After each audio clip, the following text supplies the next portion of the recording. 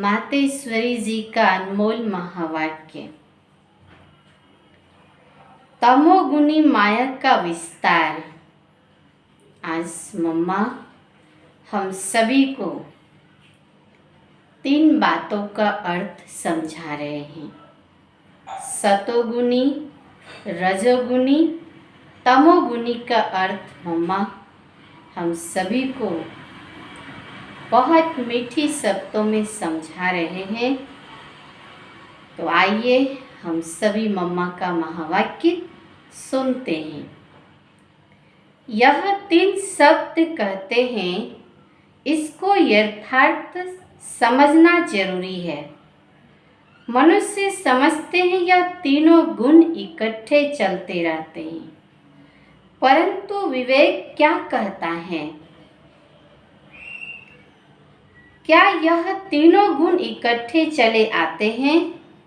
वह तीनों गुणों का पाठ अलग अलग युग में होता है। विवेक तो ऐसे ही कहता है कि यह तीनों गुण इकट्ठे नहीं चलते, अलग अलग युगों में पाठ बजाता है। सतोगुण सतयुग में पाठ बजाता है और रजोगुण द्वापर युग में पाठ बजाता है और तमोगुण कलयुग में पाठ बजाता है। जब सतयुग है तो सतोगुण है, द्वापर है तो रजोगुण है और कलयुग है तो तमोगुण है। जब सतो है तो तमो रजो नहीं, जब रजो है तो फिर सतोगुण नहीं है। यह मनुष्य तो ऐसे ही समझकर बैठे हैं कि यह तीनों गुण इकट्ठे चलते आते हैं। यह बात कहना सरासर भूल है। वो समझते हैं जब मनुष्य सच बोलते हैं, पाप कर्म नहीं करते हैं, तो वो सतोगुणी होते हैं। परंतु विवेक कहता है, जब हम कहते हैं सतोगुण, तो इस सतोगुण का मतलब है संपूर्ण सुख को, या सारी सृष्टि सतोगुणी है। बाकी ऐसे नहीं कहेंगे कि जो सच बोलता है वो सतोगुणी है और जो झूठ बोलता है वो कलयुगी तमोगुणी है। ऐसे ही दुनिया चलती आती है। अब जब हम सतयुग कहते हैं तो इसका मतलब है सारी सृष्टि पर सतोगुण, सतो प्रधान चाहिए। हाँ, कोई समय ऐसा सतयुग था जहाँ सारा संसार सतोगुणी था, वो सतयुगी दुनिया थी।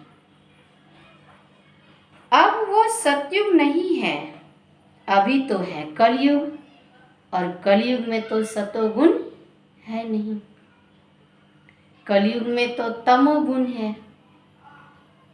तो बाबा कहते हैं इस तमोगुण में झूठ बोलता है, दुख देता है, तो यहाँ सतोगुणी कैसे होगा? अभी तो है कलयुगी दुनिया, गोया सारी सृष्टि पर तमो प्रधानता का राज्य है। इस तमोगुणी समय पर फिर सतोगुण कहाँ से आया?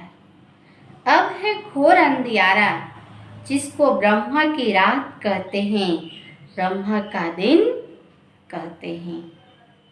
सतयुग और ब्रह्मा की रात है, कलयुग तो हम दोनों को मिला नहीं सकते हैं। मम्मा का मुख्य धारणा है, मम्मा में संकल्पों को समेटकर बीज रूप स्थिति बनाने का, विस्तार को सार में लाने का नेचुरल अभ्यास था। समेटना, संभालना, इस विशेषता के कारण मम्मा की वाणी बहुत प्रभावशाली थी। उनके चेहरे पर दिव्यता और सत्यता की स्पष्ट झलक दिखाई देती थी। ओम शांति।